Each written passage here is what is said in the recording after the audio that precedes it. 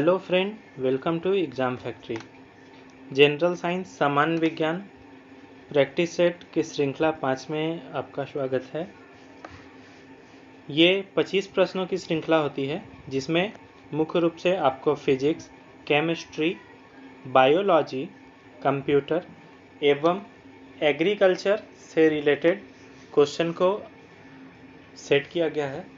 ये सभी प्रश्न हमारी उच्च स्तरीय टीम के उच्च मार्गदर्शन में रेडी किया गया है, जिसमें फिजिक्स, केमिस्ट्री, बायोलॉजी, कंप्यूटर एवं एग्रीकल्चर प्रत्येक से 5-5 क्वेश्चन 25 प्रश्न का ये पूरा सेट है।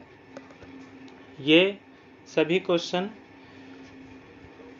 उच्च मार्गदर्शन की टीम में तैयार किए गए हैं, जो कि आपको यूजफुल है all over India state PCS जैसा कि UPSC, BPSC, JPSC, state PSC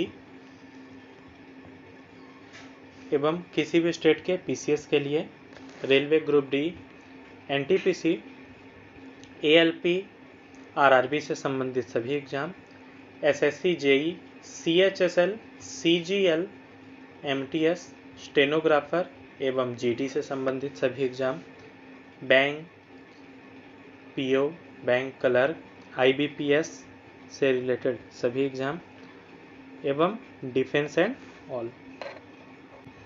तो इन सभी प्रश्नों को बिल्कुल ध्यानपूर्वक सुनिए। जिसका आपको उत्तर पता है उसे बनाने की कोशिश कीजिए, जिसका उत्तर आपको नहीं आता है उसे आप अपने नोट डाउन में कीजिए और उसे बार बार रिवाइज कीजिए, क्योंकि ये ऐसे प्रश्नों की श्रृंखला है जो डायरेक्टली बेसिस पे आपको एग्जाम में देखने को मिलेंगे। तो आइए स्टार्ट करते हैं। पहला क्वेश्चन है, सिल्वीकल्चर के अंतर्गत किसका अध्ययन किया जाता है? ऑप्शन: फलों का, फूलों का, साग सब्जियों का, वनों का। इसका जो राइट आंसर है वो है ऑप्शन नंबर डी। सिल्वीकल्चर के अंतर्गत वनों का अध्ययन किया जाता है, जबकि फूलों का कल्चर फ्लोरिकल्चर, फलों का कल्चर पोमोलॉजी ये है। नेक्स्ट क्वेश्चन है, मोनोकल्चर एक विशेष लक्षण है। मोनोकल्चर के अंतर्गत किस चीज का अध्ययन किया जाता है? स्थानांतरित कृषि व्यवस्था का, आजीविका के कृषि का, व्यापारिक अनाज की, कृषि विशिष्ट बागवानी की। इसका जो राइट आंसर है वो है ऑप्शन नंबर ए। मोनोकल्चर के अंतर्गत स्थानांतरित कृषि व्यवस्था एवं उससे संबंधित विशेष लक्षणों का अध्ययन किया जाता है। नेक्स्ट क्वेश्चन है, निम्नलिखित युग में कौन सा सही सुमेलित नहीं है? इनमें से कौन सा गलत कथन है, कौन सा सही सुमेलित नहीं है, ये आपको चुनना है। एपीकल्चर शहद की मक्खी, ये बिल्कुल सही है। मोरिकल्चर सिल्क वॉर्म, ये भी बिल्कुल सही है। पीसीकल्चर लकड़ी का कीड़ा एवं हॉर्टिकल्चर फूल। दोस्तों यहाँ ऑप्शन ए, ऑप्शन बी और ऑप्शन डी ये बिल्कुल सही है, जबकि पीसीकल्चर में लकड़ी के कीड़े का अध्ययन ना करके यहाँ पे हम लोग फिश मछलियों के बारे में अध्ययन करते हैं। तो यहाँ पे आपसे कौन सही सुमेलित नहीं है ये चीज़ ये पूछ रहा है, तो इसका जो आपका राइट आंसर होगा वो ऑप्शन नंबर सी हो जाएगा। नेक्स्ट क्वेश्चन है, मृदा के अध्ययन का उल्लेख करने के लिए प्रयुक्त शब्द क्या है? मृदा के अध्ययन को हम क्या कहते हैं? पेट्रोलॉजी, डक्सोलॉजी, डेंड्रोलॉजी, पेडोलॉजी। तो मृदा का जो अध्ययन किया जाता है उस विज्ञान की शाखा को हम पेडोलॉजी के नाम से जानते हैं। नेक्स्ट क्वेश्चन है, जीवित चीजों पर मृदा के प्रभाव का अध्ययन मृदा विज्ञान की किस शाखा के अंतर्गत आता है? वैसी जीवित चीजें जिस पर अगर किसी भी तरह से मृदा का प्रभाव पड़ रहा है तो उसको हम किस विज्ञान के अंतर्गत देखेंगे? ऑप्शन है एंड्रोलॉजी, अडाफोलॉजी, एग्रोबायोलॉजी, टेक्नोलॉजी। इसका जो राइट आंसर है वो है ऑप्शन नंबर बी, कि मृदा विज्ञान के शाखा के अंतर्गत अगर किसी भी जीवित चीज़ों पर मृदा का प्रभाव पड़ रहा है तो उसको हम लोग एडेफ बायोलॉजी के अंतर्गत जानेंगे, उसका अध्ययन करेंगे। नेक्स्ट है, डीएनए के द्विसूत्री संरचना का पता किसने लगाया था? डीएनए जिसका full form deoxyribo nucleic acid होता है, इसके द्विसूत्री संरचना का पता लगाने का श्रेय किसे जाता है? ऑप्शन है मोरेगन ने, वाटसन और क्रिक ने, हरगोबिंद खुराना ने, डी ब्रिज ने। इसका जो राइट आंसर है वो है वाटसन और क्रिक। जेडी वाटसन और क्रिक ने सबसे पहले डीएनए का द्विसूत्री हेलिक्स मॉडल को प्रतिपादित किया था और इसी में उन्होंने डीएनए के संरचना के बारे में बताया था। नेक्स्ट क्वेश्चन है, सबसे पहले डीएनए को अलग किसने किया था? तो आपसे डीएनए की खोज के बारे में पूछे या डीएनए द्विसूत्री संरचना के बारे में पूछे तो इसका राइट आंसर वाटसन और क्रिक होगा। जबकि डीएनए को अलग करने का श्रेय अगर पूछे तो उसका ऑप्शन है Frederick Hofmeister, Alfred Kossel, Phoebus Levene, Watson और क्रिक। इसका जो राइट आंसर है वो है option number A, Frederick Hofmeister. इसने ही सबसे पहले डीएनए को अलग किया था। नेक्स्ट क्वेश्चन है, डीएनए के 2 स्टैंड बंधे होते हैं, कौन कौन से इसमें स्टैंड है? हाइड्रोजन बॉन्ड द्वारा, संयुक्त बोर्ड द्वारा स्थिर, वैद्युत बल द्वारा, वंडर वाल्स बलों द्वारा। तो डीएनए के जो 2 स्टैंड बंधे होते हैं ये मुख्य रूप से, इसका राइट आंसर है ऑप्शन नंबर ए, हाइड्रोजन बॉन्ड द्वारा। डीएनए के 2 स्टैंड बंधे होते हैं हाइड्रोजन बॉन्ड द्वारा। आते हैं नेक्स्ट क्वेश्चन की ओर। डीएनए के एक तंतुगच्छ से आरएनए में आनुवांशिक सूचना के प्रतिरूपण की प्रक्रिया क्या कहलाती है? अगर कोई चीज़ें डीएनए के तंतुगच्छ से आरएनए में आनुवांशिक रूप से प्रतिरूप हो रहा है तो उसे हम क्या कहेंगे? ऑप्शन ए है स्थानांतरण, अनुलेखन, प्रतिकृतियन, उत्परिवर्तन। इसका जो राइट आंसर है वो है ऑप्शन नंबर बी, अनुलेखन। डीएनए के एक तंतुगच्छ से आरएनए में वो चीज़ें जब प्रतिरूपित हो रही होती है तो उसे हम अनुलेखन के नाम से जानते हैं। नेक्स्ट क्वेश्चन है, प्रयोगशाला में सर्वप्रथम डीएनए का संश्लेषण किसने किया था? मिलर ने, खुराना ने, डी ब्रिज ने, केल्विन ने। इसका जो राइट आंसर है वो है option number B, Hargobind Khorana के द्वारा सबसे पहले प्रयोगशाला में डीएनए का संश्लेषण किया गया था और इन्होंने डीएनए के संश्लेषित मॉडल को प्रतिपादित करके प्रस्तुत किया था। दोस्तों ये 25 प्रश्नों की श्रृंखला होगी जिसमें आपको physics, chemistry, bio, computer, agriculture से सभी से क्वेश्चन मिलाकर दिए जाएंगे। ये सब क्वेश्चन को आप बिल्कुल ध्यानपूर्वक देखिए, अच्छे से इसको बनाने की कोशिश कीजिए। ये सब उच्च स्तरीय टीम के मार्गदर्शन में सेट किए गए प्रश्न हैं जो डायरेक्टली बेसिस पे आपके एग्जाम में हिट करेंगे। और वीडियो को लाइक कर दीजिए, चैनल को सब्सक्राइब कीजिए। नेक्स्ट क्वेश्चन है, जिन एक परमाणु कणों में सामान्य उप परमाणु कण से विपरीत गुण होते हैं उन्हें किस नाम से जाना जाता है? ऑप्शन ए है पॉजिट्रॉनिक, प्रतिकण, न्यूट्रॉन, फोटॉन। इसका जो राइट आंसर है वो है ऑप्शन नंबर बी, जिन एक परमाणु कणों में सामान्य उप परमाणु कण के विपरीत गुण होते हैं उसको कहा जाता है प्रतिकण। नेक्स्ट है, इलेक्ट्रॉन का एंटी पार्टिकल क्या है? इलेक्ट्रॉन के एंटी पार्टिकल के नाम से हम किसे जानते हैं? Option A positrons, proton, alpha particle, beta particle. इसका जो राइट आंसर है वो है option number B, proton.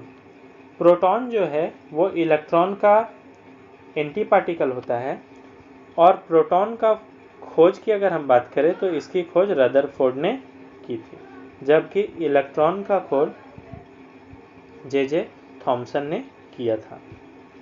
Next question है, किसी पदार्थ में मुक्त खाली स्थान की उपस्थिति उसे विद्युत का सुचालक बनाती है। सुचालक it means good conductor of electricity.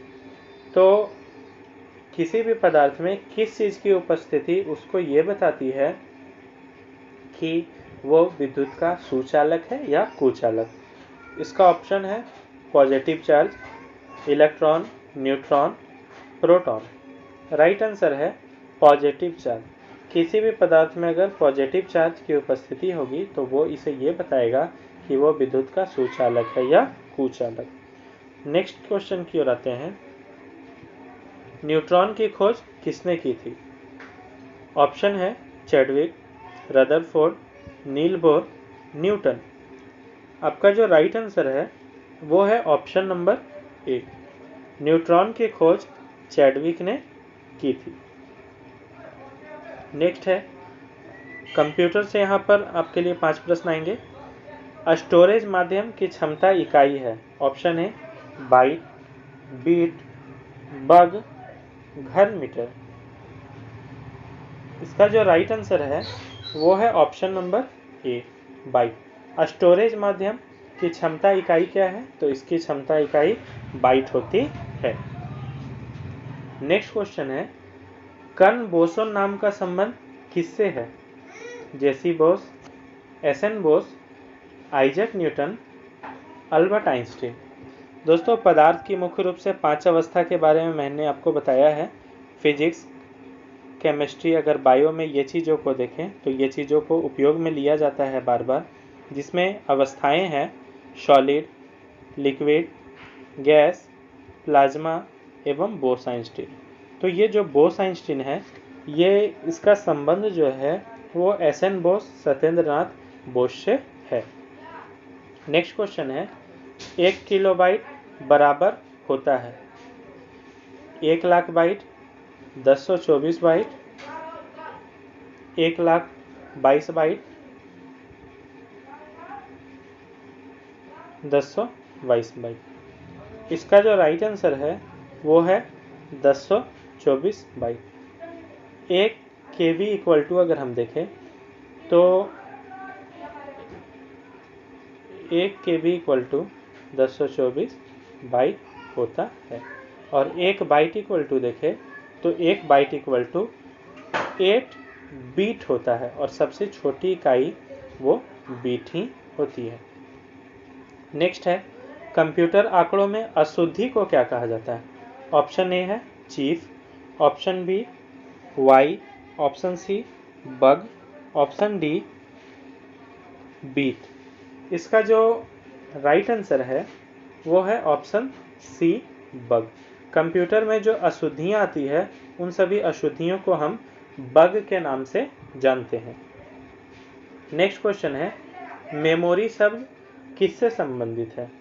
Option A logic से, ऑप्शन बी कंट्रोल से, ऑप्शन सी इनपुट से, ऑप्शन डी स्टोरेज से। तो दोस्तों, ये जो मेमोरी शब्द है इसका संबंध है स्टोरेज से, क्योंकि किसी भी चीज़ को स्टोर करने को ही मेमोरी कहा जाता है।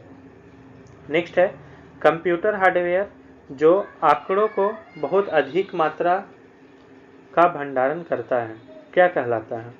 ए चुंबकीय टेप, बी डिस्क, सी ए एवं बी दोनों, डी इनमें से कोई नहीं। इसका जो राइट आंसर है वो है ऑप्शन नंबर सी। कंप्यूटर का वो हार्डवेयर जो बहुत अधिक मात्रा में भंडारण करता है वो है चुंबकीय टेप एवं डिस्क। इन दोनों में कंप्यूटर की आंकड़ों की बहुत अधिक मात्रा में हम भंडारण कर सकते हैं। नेक्स्ट क्वेश्चन है, किसी मनुष्य का भार पृथ्वी पर 600 न्यूटन है, तब चंद्रमा पर उसका भार कितना होगा? दोस्तों, चंद्रमा पर पृथ्वी की गुरुत्वाकर्षण शक्ति का 1/6 है, जिसके कारण किसी भी चीज़ों का भार अगर पृथ्वी पर है तो चंद्रमा पर उसको हम 6 से डिवाइड करके निकाल सकते हैं। तो अगर पृथ्वी पर किसी चीज़ का भार 600 है तो उसको अगर हम चंद्रमा पर ले जाते हैं तो 6 से अगर हम उसे डिवाइड देंगे तो वो 100n आएगा। इट मीन्स अगर किसी भी चीज़ का भार पृथ्वी पर 600 kg है तो चंद्रमा पर उसका भार 100 kg होगा। आते हैं नेक्स्ट क्वेश्चन की ओर। नेक्स्ट क्वेश्चन है कि पृथ्वी पर सतह पर किसी का भार 29.4 न्यूटन है तो उसका द्रव्यमान क्या होगा। अगर पृथ्वी की सतह पर किसी भी चीज़ों का भार अगर 29.4 न्यूटन है तो उसका आपको दोस्तों द्रव्यमान पूछ रहा है।